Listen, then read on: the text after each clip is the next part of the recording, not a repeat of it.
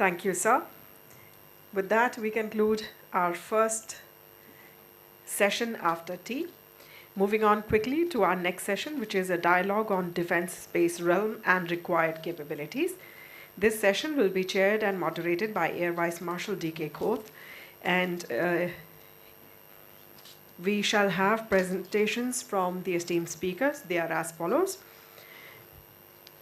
AVM Rajiv Ranjan, VM, ACAS OPS Space, Colonel ADS Herr, Colonel Strategic Planning Space, Captain Chandra Kothari, Captain NSO Space.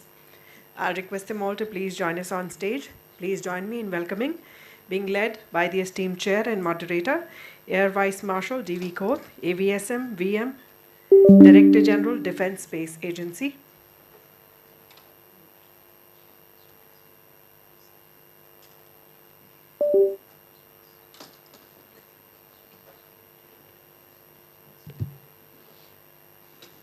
A warm welcome to the esteemed chair and the esteemed speakers.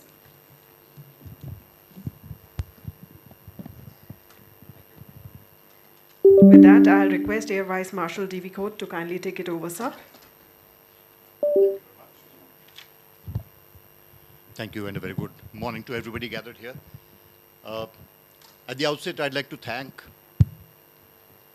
the SIA, the President, Dr. Pavlori, DG, Mr. Anil Prakash, General Pannu sitting here, also Team St. George and General Srivastav, after that brilliant exposition on the environment of space.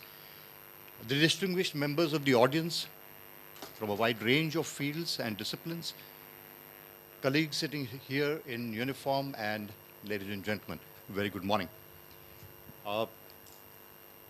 As the activities start to take shape around us, and we're through day one and well into the second day of this very important seminar.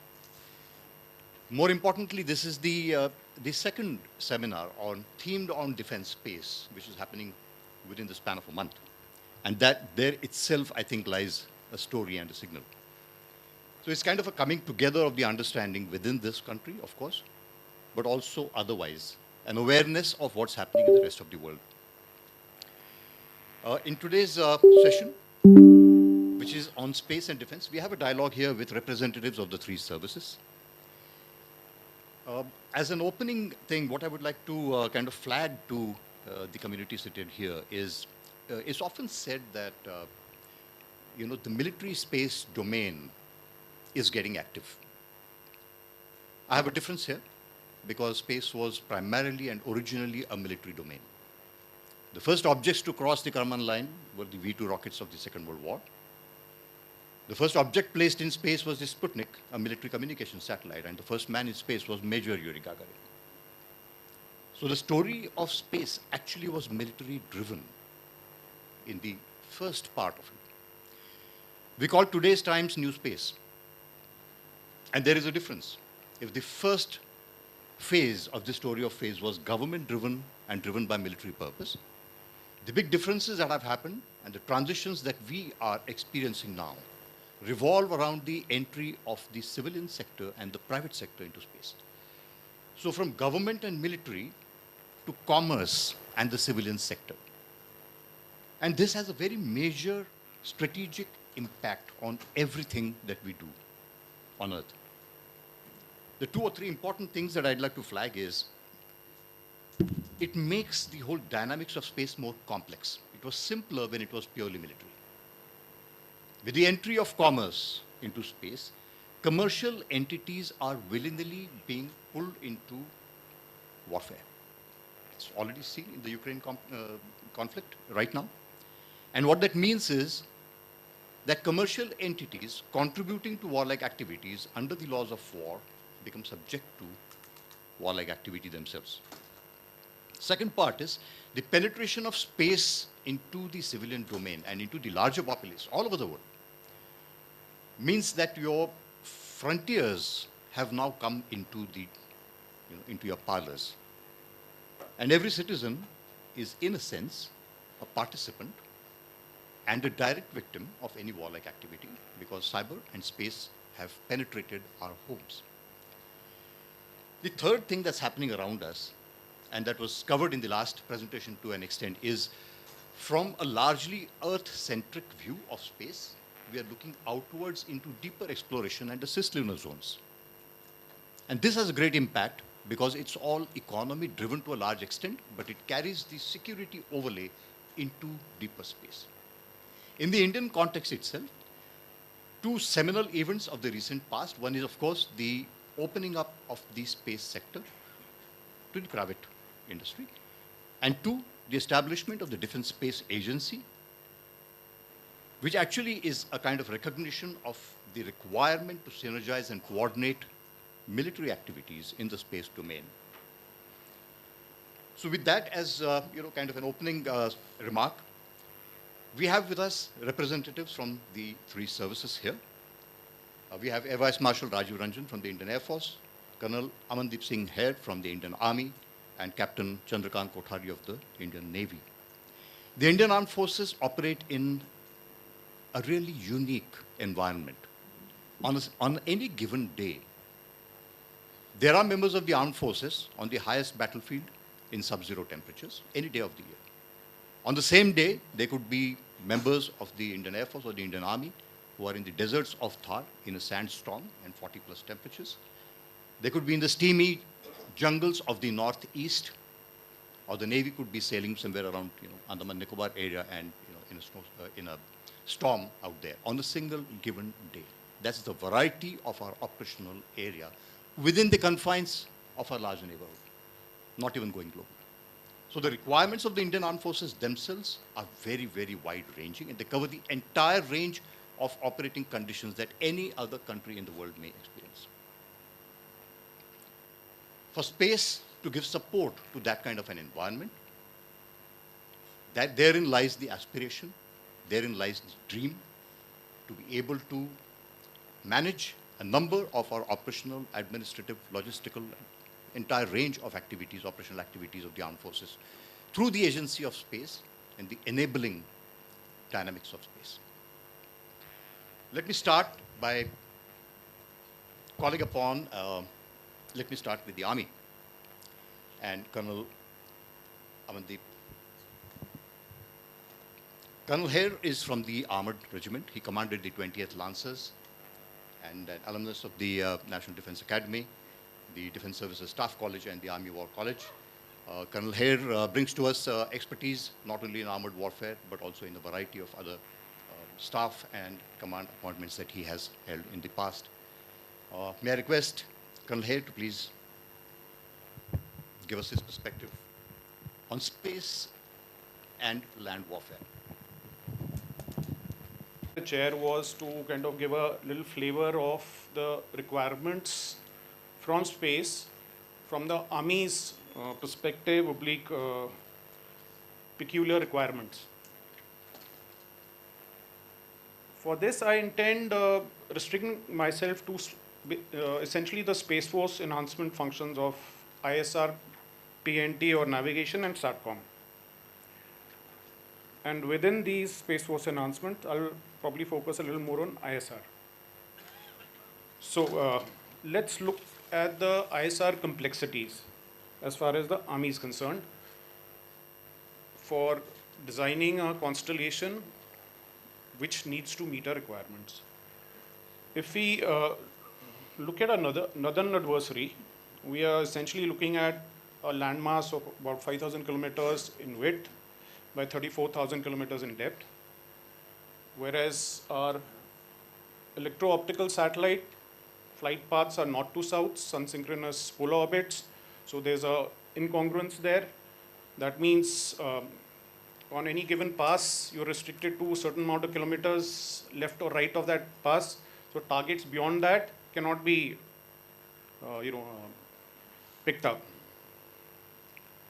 The second issue, the targets are dynamic because the tools which are to be employed at the tactical depth sit at strategic depth. And in this huge landmass, if we miss picking them up at the right time, then you're not providing an opportunity to the operational commanders to come to an informed decision.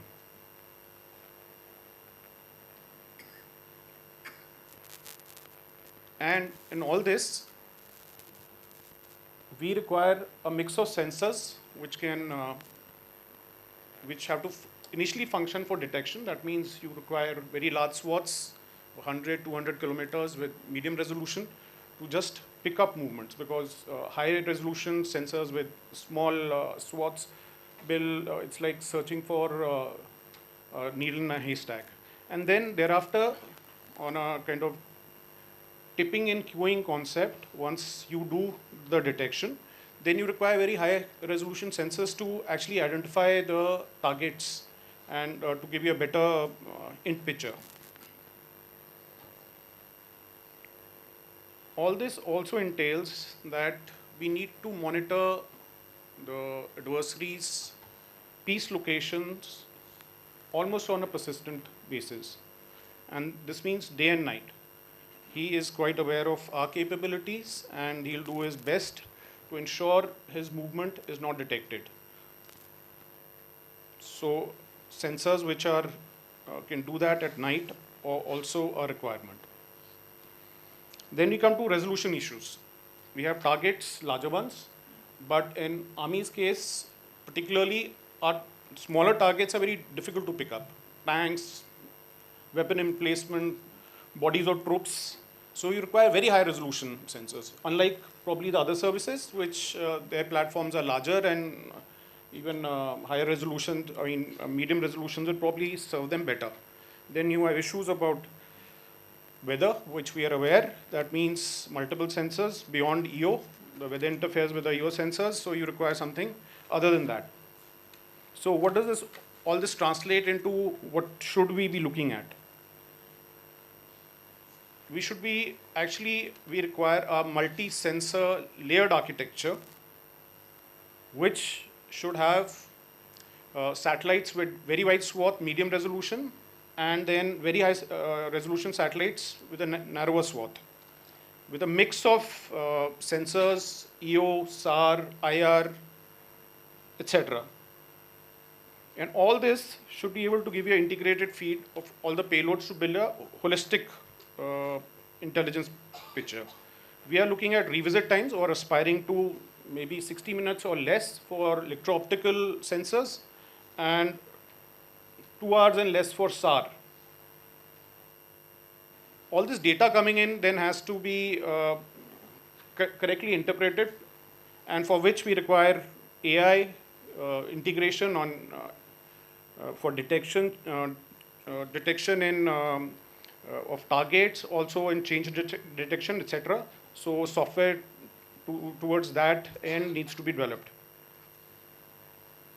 Also, for quicker downloading of the data, ISAR data, we require eventually geostationary relay satellites. Capabilities and subsurface detection, SAR to see underground emplacements, oblique logistics, etc. And particularly for the Army, since we operate, our formations operate separated and in areas where terrestrial networks may not work or be extended, we require mobile data dissemination systems, which have to be small enough where they can be taken to the tactical battle area. Similarly, for ELINT and comment capability, we require ELINT constellations, which can generate the enemy's order of electronic order of battle, which in the Army's, as far as Army is concerned, are non-communication emitters of the desired or the frequencies the adversary operates in, which should be able to give us accurate geographic locations. And we require a revisit of probably 4 hours here or better. Software which gives you, change detection alarm, and also fingerprints the different sensors, and then once they open up in a different area, is automatically able to tell you that this particular sensor, while fingerprinted at a particular location, has now moved. Similar capabilities in comment. And so coming to, alternates at what we are looking at specifically, with industry, small satellite constellations, which provide, all the advantages as listed out here, as an alternate to the strategic programs already being, or rather to augment the already strategic programs, ongoing strategic programs. Our concern here is only that the sensors have to be military grade, be capable of providing military grade imagery. PNT, we are self-reliant on this with our IRNSS NAVIC constellation, but we need to now exploit it to the maximum, anti-spoofing features, etc., precision targeting, submetric accuracy requirement, combining IRNSS and SATCOM to give us, applications, oblique solutions, and blue force tracking, battlefield management systems, which give the commanders and warfighters and common operating picture with location of their all the assets in the battle area. Similarly, convoy and asset tracking. And then finally, a question on global coverage. Do we need to extend the IRNSS coverage beyond where it is regional because of outer area contingency tasks, oblique HADR missions, etc. Vis-a-vis, are we ready to spend the funding issues which come in with a global coverage constellation?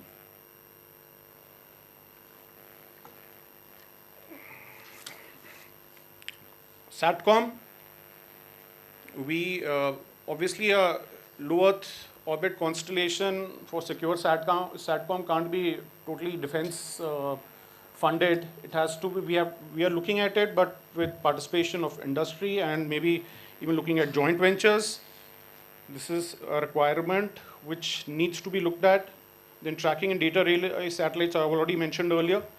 Other issues in SATCOM, we have handled secure SATCOM terminals. We're well on in procuring these, but the challenge is to get the large numbers required in the time frames we need them. Then we are looking at STR-based SATCOM terminals, which have to be small and portable in form factor, and hack-proof and high throughput techniques for the future. And finally, beyond the Space Force enhancement functions, some issues which need to be, which we are looking at, which essentially are the space situational awareness. In our case, the Army needs to know the revisit capability and the windows in which we can move. So it's an essential requirement. We also need to look at dual-use satellites, maybe deaggregate our capabilities over a larger constellation, which is both civil and military, that thereby making it that much difficult for the capability to be targeted. Security of space assets in context of counter-space capability of another adversary. Developing own counter-space capabilities. I think days for kinetic means are probably over. So offensive non-kinetic means as a deterrent essentially. Then IR sensors in geostationary orbit for purposes of ballistic missile defense. That needs to be developed in eventual course. And finally, we need to look at collaborations with our strategic partners, oblique friendly foreign countries, for things like space situational awareness, which we require help from others, and niche technologies which can be shared. So that also needs to be looked at. I think with that, I will finish.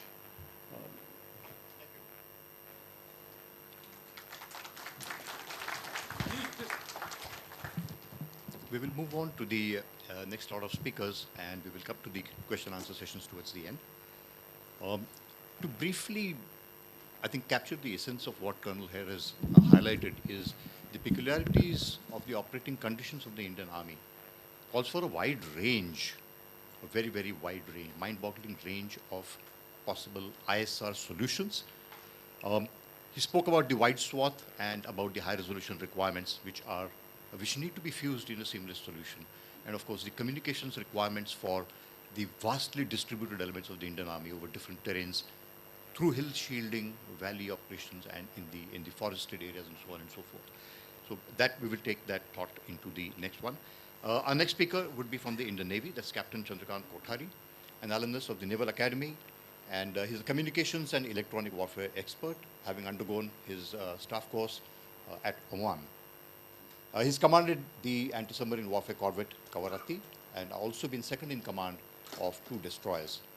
He has also been director of the Information Management and Analysis Center, or IMAC, at Gurgaon. The officer probably has an additional trunk of luggage because he appears to have picked up a large number of awards during his training. It's a brilliant career behind him. President's Gold Medal at the Naval Academy, also won the prestigious binoculars, the telescope, and the Sword of Honor during his training. Currently, he's in the appointment of Captain Network and Space Operations at the Naval Headquarters. May I invite Captain Kothari to please take the mic.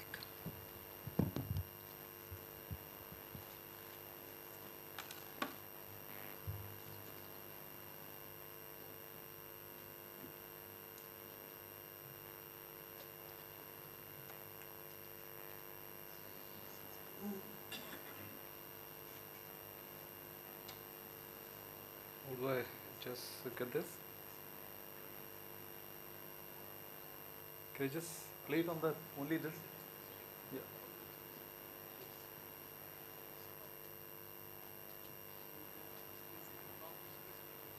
There.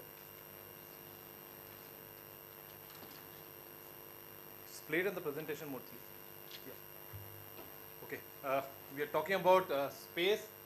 The chairperson has just squeezed the space by restricting my talk to only 8 minutes. So here we begin. Good afternoon, ladies and gentlemen. At the outset, I must thank St. George and SIA for being given this opportunity to speak in front of this august audience. Well, a lot of technology has been spoken, so I'll restrict myself to the maritime perspective and talk about the unique space-based requirements that we as a user have, including highlighting a few user gaps. So I'll begin by highlighting about the peculiarities first of the maritime environment. This one talks about the wide geographical expanse of the Indian Ocean region as shown. On its waters are carried 2/3 of the world's oil and 50% of the container shipments. Now, while we have been keeping the Indian landmass in the centrality of our thoughts, planning and strategy, I'd now like you to view the same picture with a different perspective. The 3rd largest ocean, IOR, with an area of in excess of 70 million square kilometers, is more than 21.5 times the size of the Indian landmass. The 3rd largest water body, Indian Ocean region, accounts for about 145,000 ships transiting through the region.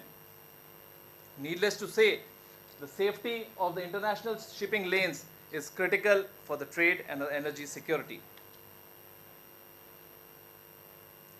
So while I have brought out the importance of IOR, I would not like to dwell upon the complexity of the maritime domain. Close to about 13 to 15,000 vessels are present in the region at any given point of time. What is not added are those small vessels or the vessels which are not transmitting on the AIS. Additionally, there are lot many other vessels which are present in the region.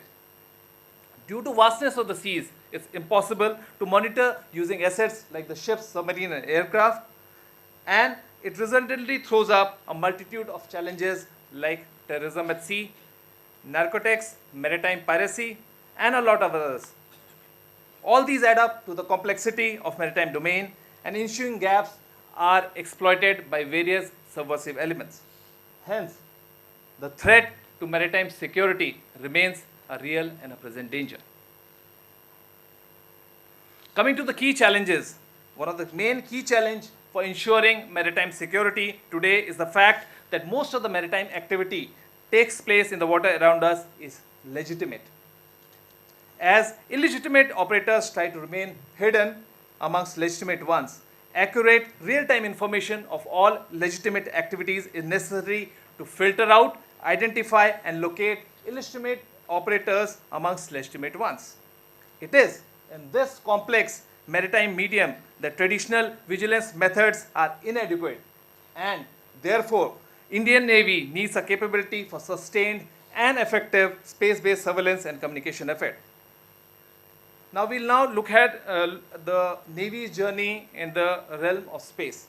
In the domain of satellite communications, Navy has evolved with commercial Inmarsat in 2005, and over the years steadily built a credible and robust satellite communication network with assistance of ISRO and established commercial players. Applications over SATCOM have progressed, allowing exchange of positional data of own ships, submarines and aircraft, and real-time messaging beyond line of sight, allowing Indian Navy's transition to network-centric operations. Low latencies and security of data exchange is critical for network-centric capabilities. This requires multiple technologies like shown on the slides: LEO constellation with encryption solution, high throughput satellite, hub independent operations for seamless networking of all platforms at sea, and last but not the least, data relay satellites. The envisaged way ahead includes diversity, which is critical to obviate single point of failure, and redundancies planned through multiple frequency bands, hiring of additional bandwidth and commercial satellites, and setting up geographically dispersed and networked earth stations. In addition, SATCOM networks have to be built on multi-layered security solutions along with monitoring through integrated network management systems for network and security control. Now, for the maritime domain awareness, that is commonly known as the MDA of the vast sea expanses the world over, satellites have emerged as the most effective option for undertaking persistent, large area oceanic surveillance. Oceanic surveillance, however, poses unique challenges which are different from those over land. Unlike the land targets that are specific and stationary, naval targets are mobile, which can only be detected through persistent oceanic surveillance, frequent revisits, and systematic search over a vast area. To cater for moving platforms at sea, we need a revisit frequency of not more than 4 to 6 hours. It is deemed critical.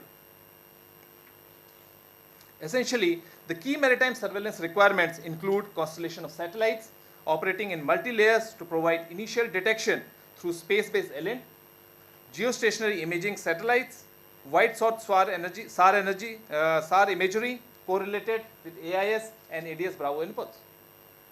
Thereafter, target confirmation would be required through fine resolution EO, SAR and IR payloads. Further, AI-based extraction and multiple layer correlation and fusion is a fundamental requirement with a large number of contacts at sea. Now, due to its dynamic nature and in order to make ISR inputs viable to naval operations, processing speeds would need to be high.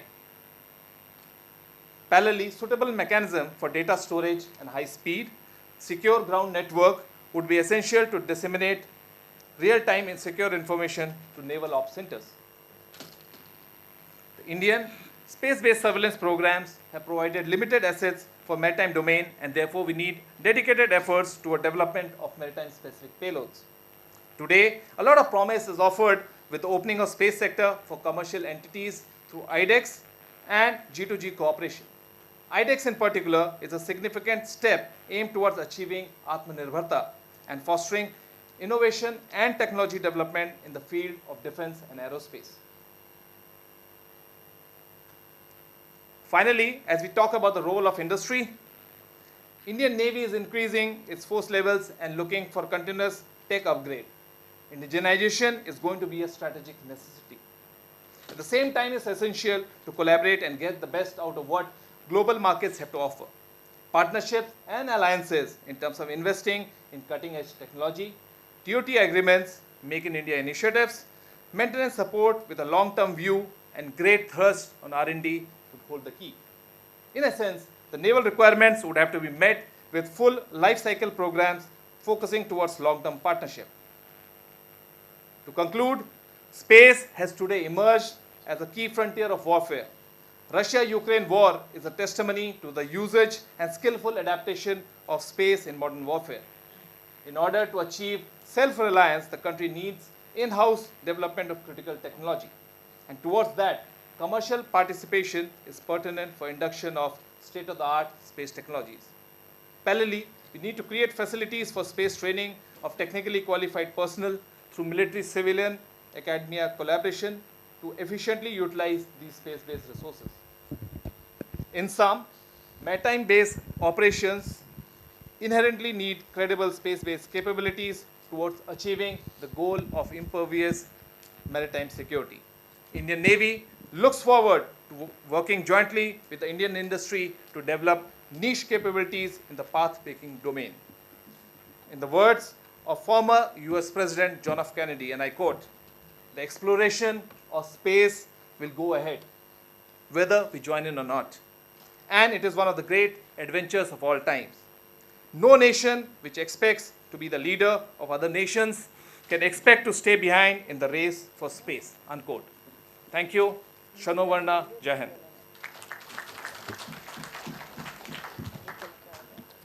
Thank you very much, Captain Kothari. And thanks for flagging some of the peculiarities of the Indian Navy's operations and the operational areas, and simply the very vast area that automatically is the it's the backyard for India and the Indian Navy. And the Indian Navy as the net security provider for the world's busiest slocks and maritime trade routes has got a truly onerous responsibility. The Indian Navy, incidentally, is a true global blue water navy, 2 aircraft carriers, over 100 ships, over 300 aircraft, and a presence that is near continuous from areas as far as the Mediterranean to the East China and South China seas, with regular deployments which go and cross over 2 to 3 months. So that's the kind of operations right now, and it could expand further.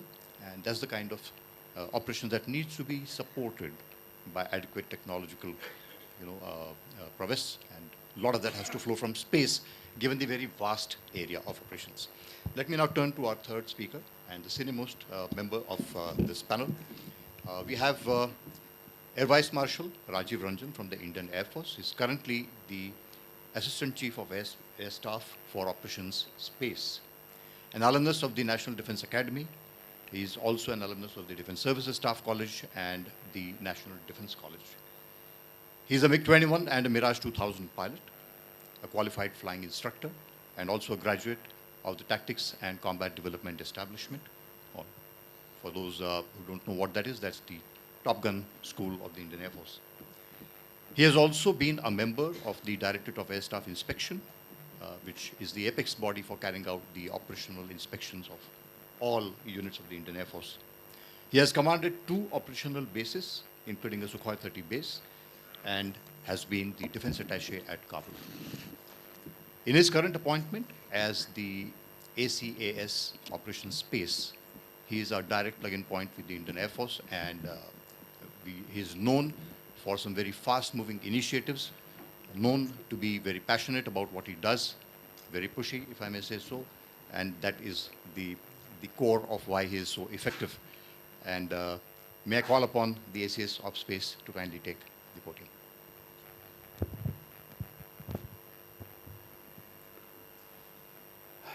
Jai Hind, gentlemen and ladies. Dhananjay, my task was to make your task simpler. Firstly, I was supposed to share the biodata with you. I'm extremely sorry for not doing that. And it may appear to you that Air Force is here to make your task difficult as DGDSA. No, we are here to support you. At the end, we need to win the war together. It's a very famous saying, if you know your enemy and you know yourself, you don't have to fear 100 wars.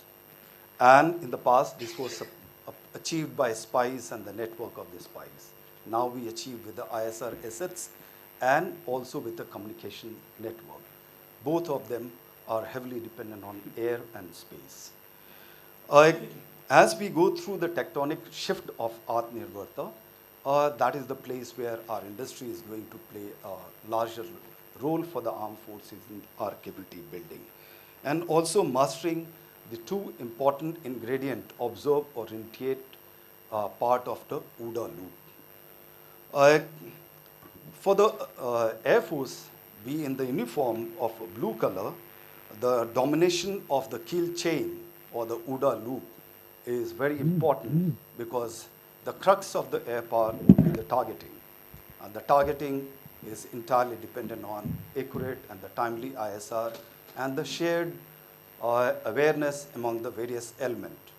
And this is achieved through, once again, through the space and the air medium, wherein also the assets are spread wide across the geography and also deployed both in the air and space.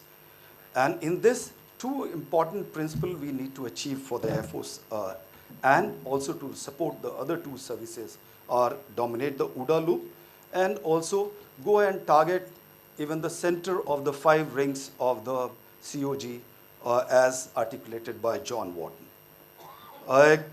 So in this, we have to have the 4-factor scale, scope, speed, and survivability insofar as our assets are concerned.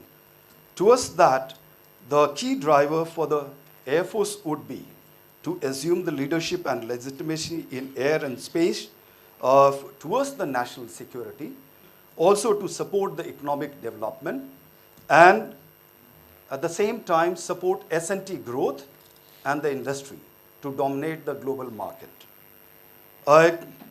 So as a result, what are the 3 goals for the Indian Air Force driven from the key drivers are essentially to deter and defend the country, thereafter support ISRO and the allied institute in the R&D, and also handhold the industry to take them to the global dominance. Towards this, the capability required by Indian Air Force largely have been covered by the 2 friends here and also during the session yesterday. However, I'll take you to the lead technology or the niche technology which we are looking for the future. Those range from RLV, real launchable vehicle, to human flight, to nuclear and plasma propulsion, diamond nuclear battery, kinetic kill vehicles, co-orbital platforms, thereafter satellite jamming, near space capabilities, space robotic, and ground laser, apart from the ISR and the other communication and PNT element. In the PNT, we would like to support IRNSS and NAVIC as a primary PNT tool, and largely because of the large segment of the air power, including our aerial delivered weapons, which would require a PNT element to guide the weapon onto the target. As a result of that, one of the largest segment for the guidance would be offered by Indian Air Force. Coming to this communication, seamless, secure beyond line of communication, which is one of the primary requirements to project the air power across the conventional boundaries. We would require a seamless spread of the satellite communication into our area of responsibility. When I'm talking of the area of responsibility, primarily Air Force looks into 2 segments. The priority 1 would be northern border towards going to up to 42 degrees north, along with the choke point of the IOR and the eastern IOR. The secondary sector would be beyond 42 degrees north, the western IOR and Pakistan. Pakistan I have put into the second priority, primarily those would be tackled largely by manned and unmanned platform. And the revisit time in next 3 to 5 years, we are looking at between anything 4 to 5 hours in the priority area 1. Priority area 2, we are looking at anything between 8 to 10 hours. Or considering the status of our industry and R&D where we are. In so far as ISR is concerned, precise, real-time, predict, and also predictable ISR, wherein we use the AI. Simple, if I see a set of communication hotspot, and I can link up with this with the BMD process, which is somebody is trying to raise a missile unit, then I need to have a predictive ISR to tell me start looking there and be prepared to strike them if required. SSA, both would be ground-based, space-based, near space-based for the towards the missile, ballistic, and cruise missile defense. Also for the protection of our own activity and own assets. Kinetic and passive, both offensive and defensive, to secure our own capability to operate and also deter other guys or destroy his capabilities. It could be in form of kinetic, cyber, directed energy, jamming, or any other means are there.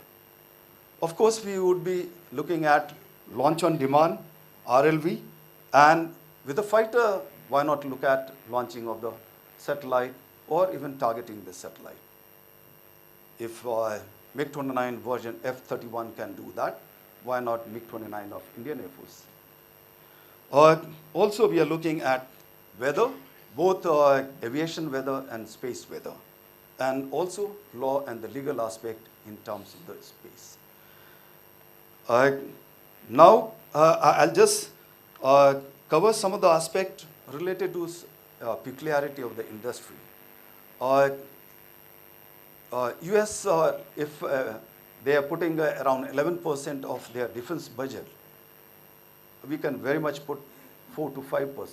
And the 4% of the defense budget in 10 years of time, it will translate anything beyond 70,000 crore. 70,000 crore, it all takes 20 crore for a small satellite prepare and the launch. So we can surely match China if we are thinking next 10 years with the focused vision and the policy, along with all the stakeholders working together. This is my second point, is collaboration. We have multiple entities that we are working, starting with the associations itself, a research body, and the armed forces, and of course industry. If you come together, you need to compete with the China and the outsider, not among yourself. So we need to change the gear there. In terms of human resource, identify your talent, educate them, send them for PhD, get those talent back home so that they give you the technology which armed forces require. Even DRDO can look at that, sending their scientists abroad for PhD, which I think is not permitted. Next thing is using of certain funds and facility. There are enough fund in Ministry of Education, Higher Education. Every year, 2,000 crore is released for the scientific research. Believe me, not all are used. 50,000 crore for last 3 years for the National Research Foundation is there. Are we using them? Answer, everybody knows. Can we create universities and the colleges? China has got 1 universities. More than 14 colleges, they provide MTech and the higher degrees. Do we have them? Can we have universities? Yes, armed forces would like to have at least 2 universities in next 10 years of time, and at least 14 to 15 colleges giving PhD in those specialized domain which we have to go abroad to gain knowledge. International cooperation, please do by all means. There are enough means for international cooperation. January, some of the provisions were announced this year by 2 NSAs between US and India. You have DTTI, you have got Quad, you have with UK, 2 of the provision, including specific aerospace and space cooperation diplomatic agreement between the UK. You have agreement with Japan, you have agreement with Australia. Why don't you utilize that? Let's utilize and work together. And lastly, I want to come down to India was always aviation and spacefaring nation. Exactly 7 years after Kitty Hawk took the first flight in India, Madras, made in Madras biplane flew. 1910. Exactly 7 years after Kitty Hawk. 1932, Tata Airlines and Indian Air Force came into being. 1969, we had ISRO. Immediately, by 1975, we launched our own satellite. China, though they had space program driven by PLA long time back, from early 60s, they achieved only in 1970.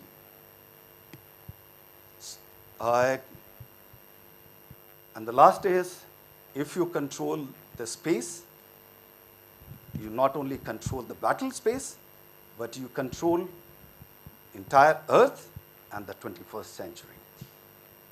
And believe me, if Abhimanyu, when stuck in Chakravyuh, had those space-based capability, he would have surely come out safe and sound.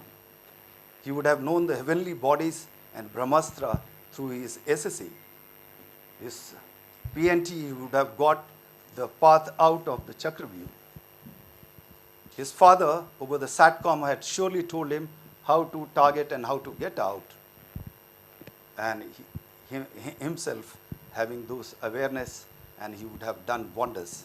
The history would have been, and Mahabharata would have been different. Thank you.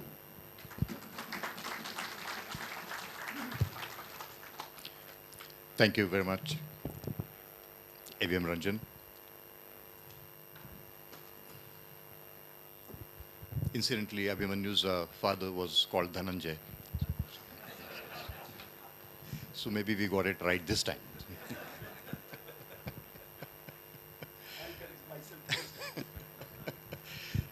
So going ahead now and looking at my precision clock, which comes from our PNT system.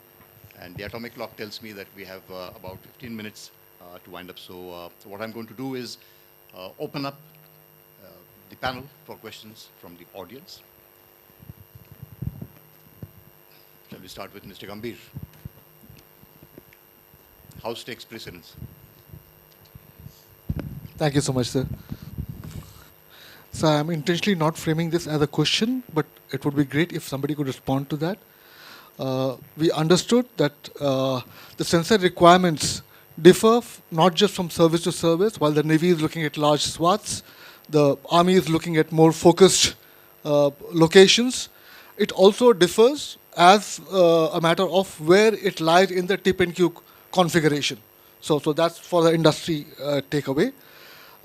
We are talking of more data in terms of more bands, more resolution, more revisit rates, which means that the path from data to insight needs to be accelerated.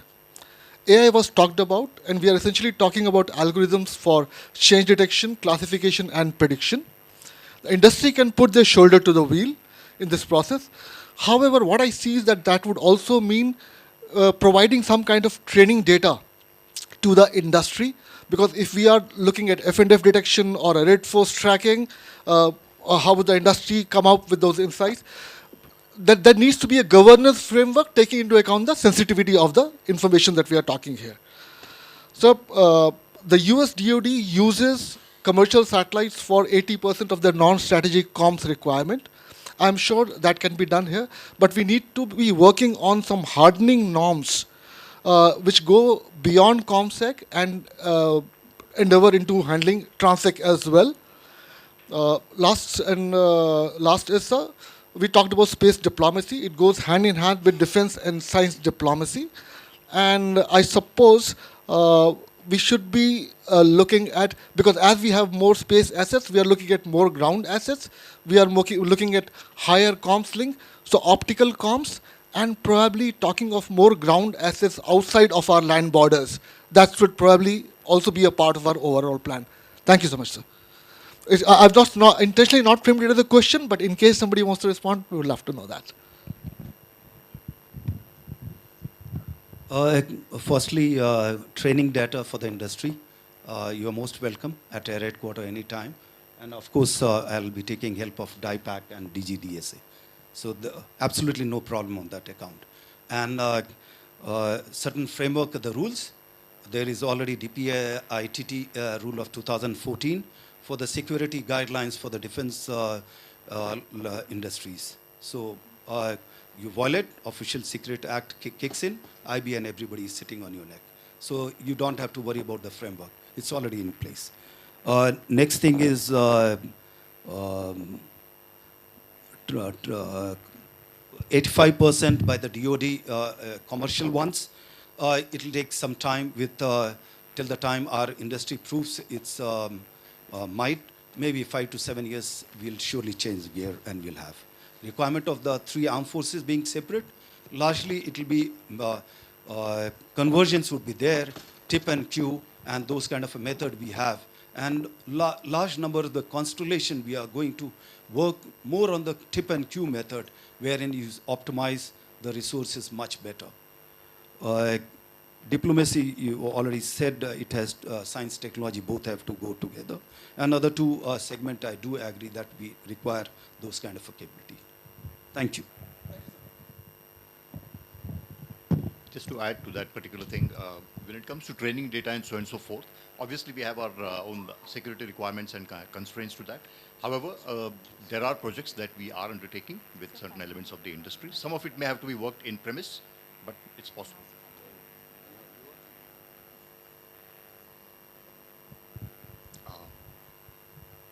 Gentleman from the army there.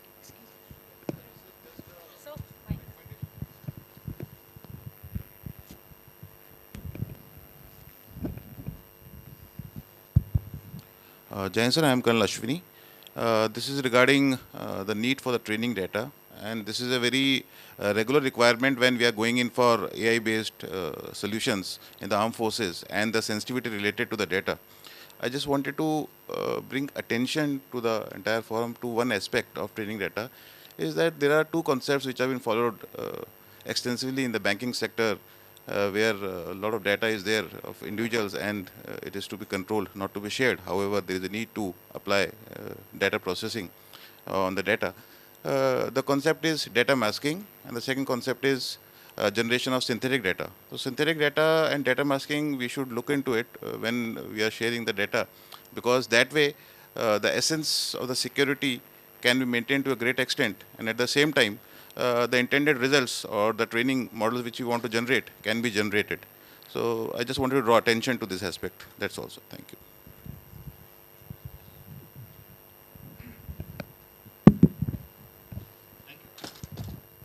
Thank you for your comments. Please, sir.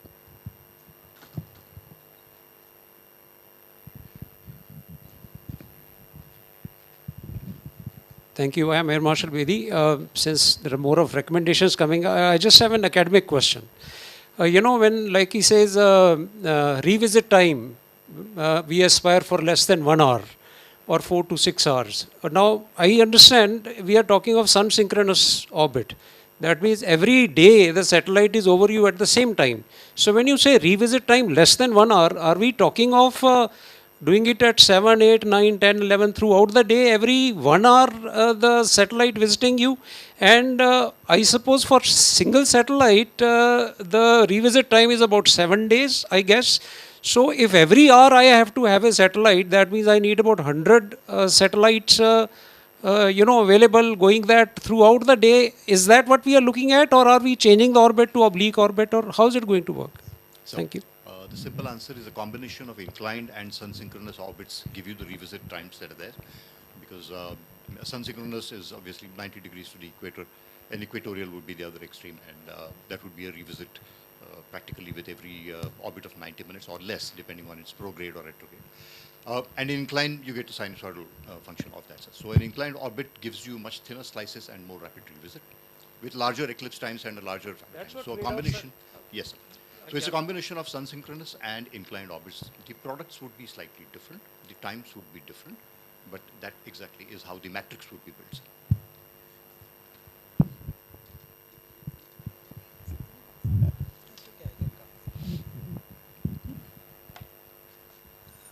I am Dr. Shastri from DRDO. Anyway, I wanted to just ask one little question, but then I would like to react to his comment also. The revisit time does not depend only on your orbit, whether it is inclined or whatever. It also depends upon the swath.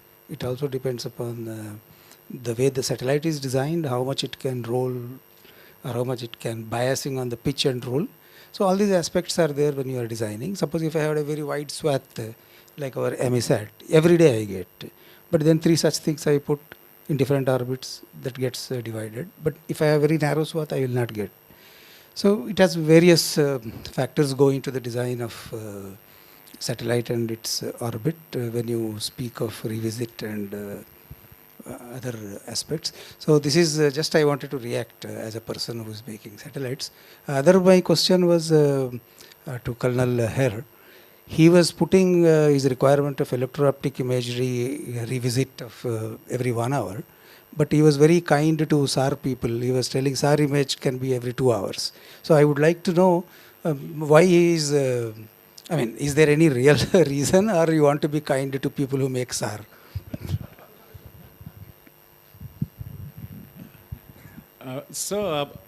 I would say, I mean, 1 hour for SAR would also be perfect, but because of constrained resources, essentially as far as the army is concerned, SAR, EO is the main this thing. With SAR we do a reconfirmation, so we don't usually work on standalone SAR. So therefore, a revisit of a EO satellite, a faster revisit, is more desirable. And if we have the resources and the funds, why not? Sub 1 hour SAR also would be, should be there.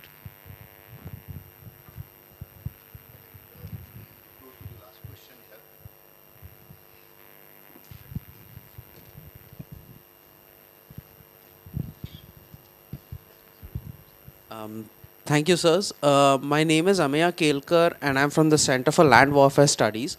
My main question is, sir, assuming the reluctance that we've seen developed nations have when it comes to sharing technology, new or old, to what extent do you see that being a hampering factor when it comes to us working with international or foreign players? And what steps can the military take to mitigate that sort of obstacle? That's my main question, sir.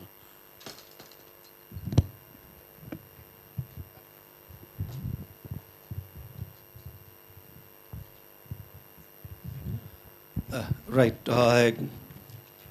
Technology, insofar as armed forces are concerned, primarily we'll have to bank on DRDO, ISRO, and industry to get along with academia.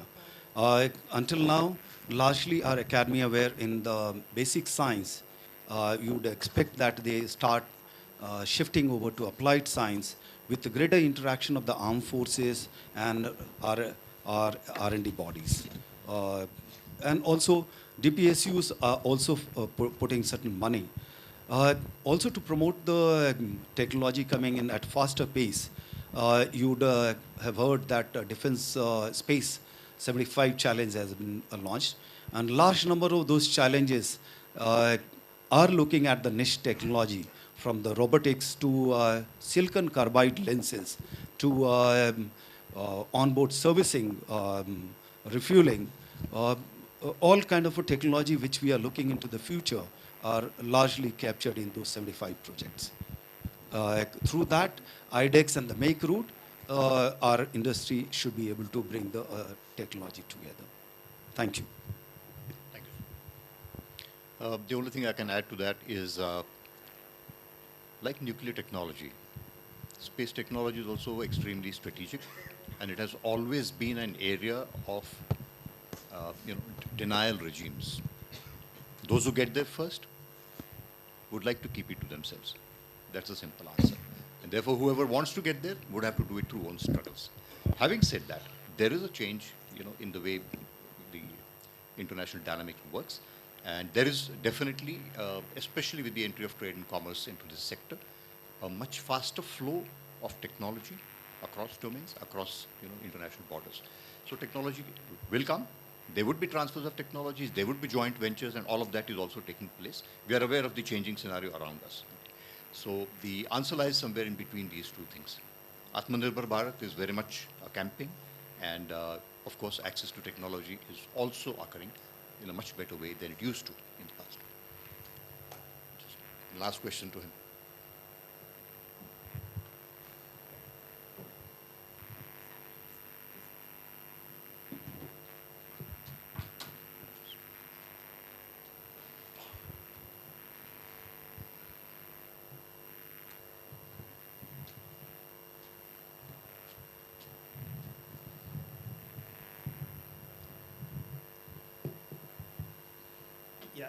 Good afternoon, everybody. My name is Prabhat. I work for Hughes District. We are responsible for development of software for satellite-based station as well as for 5G wireless network. So we heard about so many things about all the forces working in difficult terrains, difficult situations, and there is a large requirement of the data coming from sensors, which needs to be analyzed through AI/ML algorithms at a very fast rate, and with the resolution should be the response should be very fast to predict or give an early warning type of things. So these are some of the requirements that are, or even the best of the medical facilities may be required at a time of emergency when there is a war. So there is currently the technology supporting. I mean, this is a discussion primarily for the ground station facility and. Sorry to interrupt, sir, but is there a question? Yeah, question is that the plan for adopting the NTN technology, the non-terrestrial network and the terrestrial network, because largely if it is integrated, then the capability of execution of all these requirements will be pretty fast, because the 5G network is very fast and it has immense capability of computing. And I mean, the best of the doctors can be available to provide the first aid advice. The data can be analyzed very quickly outside in the terrestrial network to provide the response. So and the 3GPP currently supports this technology with release 17 and 18. So what is the plan of integrating the 5G into the satellite network for all the defense forces? That's the question. Would anybody from the panel like to talk? So today, we are talking about RMA, the revolution in military affairs. So while of which, we are at the cusp of change, we are going to have these niche technologies being added to in our space domain. You're talking about the 5G, certainly is going to get added to that. But, in the morning, scientific advisor to RM talked about, taking the hubs up. So finally, I think there is going to be a convergence, whereas there's going to be that boundaries between what is there, the terrestrial and the space component, that is going to diminish. We are going to have the computing which is going to go on. As far as the satellite itself is concerned, the edge computing, you are going to have, the better processing rates. Finally, the volumes of data are also going to go up. So the requirement of having, that kind of a fast processing that kind of a volume data and reducing the latencies are going to be key priorities. Certainly, with the present technology of 5G, it does offer a solution. However, I think one shoe doesn't fit all, the same size. So there is going to be, this is going to be one of those, part of those jigsaw puzzle which is going to help develop that kind of a final solution.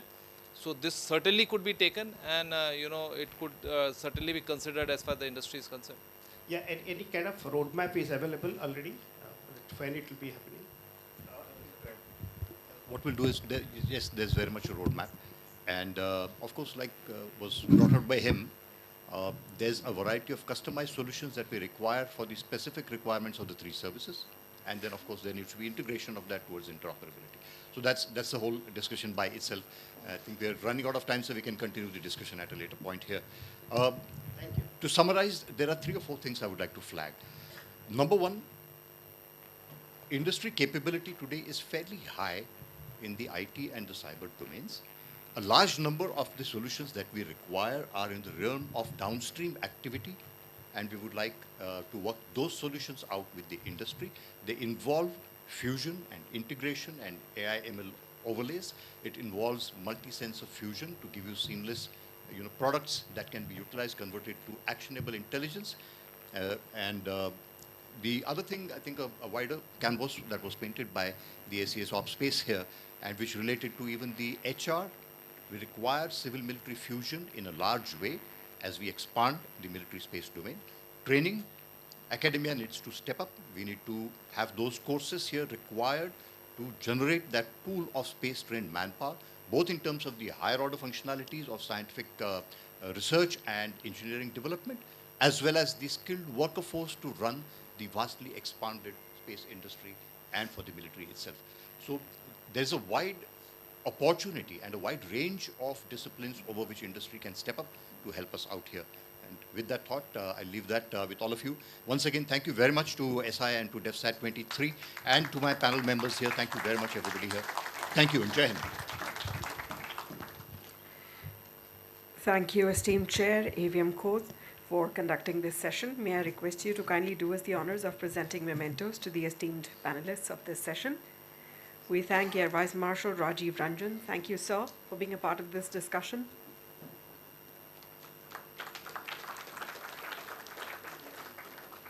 Our thanks to Colonel ADS Herr.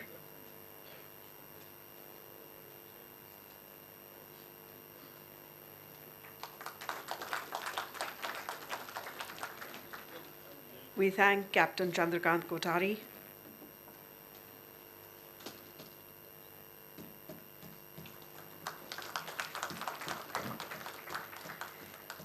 And now to present a memento to the esteemed Chair, Air Vice Marshal D.V. Khot, may I invite on stage Sri Anil Prakash, Director General SIA-INDIA. May I request President Dr. Subbarao to kindly do us the honors.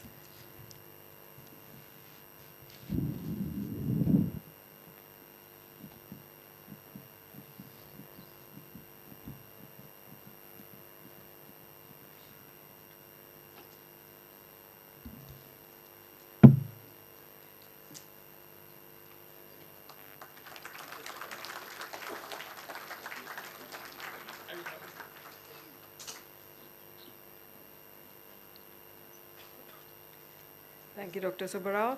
Thank you, esteemed panelists. Thank you, esteemed Chair. May I request you all to please join us back in the audience.